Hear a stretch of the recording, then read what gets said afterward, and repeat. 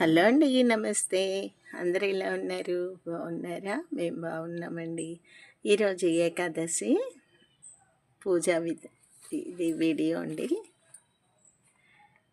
వసుదేవం వృషికేశం వామనం జలసాయినం జనార్దనం హరిం కృష్ణం శ్రీవక్షం గరుడధ్వజం వరాహం పుండరీకాక్షం నృసింహం నరకాంతకం అవ్యక్తం శాశ్వతం విష్ణుం అనంతమచమవ్యయం నారాయణం గదాదక్షం గోవిందం కీర్తిభాజనం గోవర్ధనోదరం దేవం భూధరం భువనేశ్వరం వేతారం యజ్ఞపురుషాసహం యజ్ఞేశం యజ్ఞవాహకం చక్రపాణిం గదాపాణిం శంఖపాణిం నరోత్తమం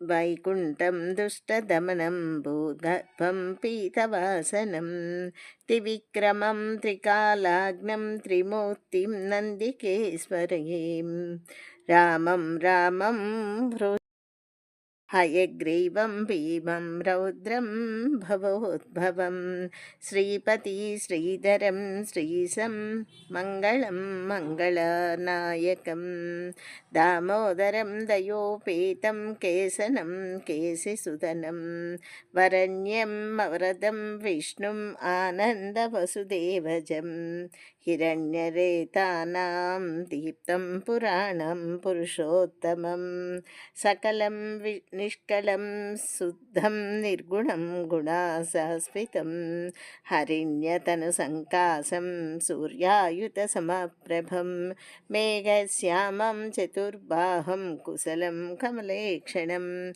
జ్యోతిరూపమారూపం చ స్వరూపం రూపసంస్థితం సర్వజ్ఞం సర్వరూపస్థం సర్వేశం సర్వతోముఖం జ్ఞానం కూటస్థమచలం జ్ఞానాత్రం పరమం ప్రభుం యోగేశ్వరం యోగనిష్ణతం యోగినం యోగరూపిణీం ఈశ్వరాం సర్వభూతానాం వందే భూతమయం ప్రభుం ఇది నామశతం దివ్యం వైష్ణవం ఖలు పాపహం వ్యాపేన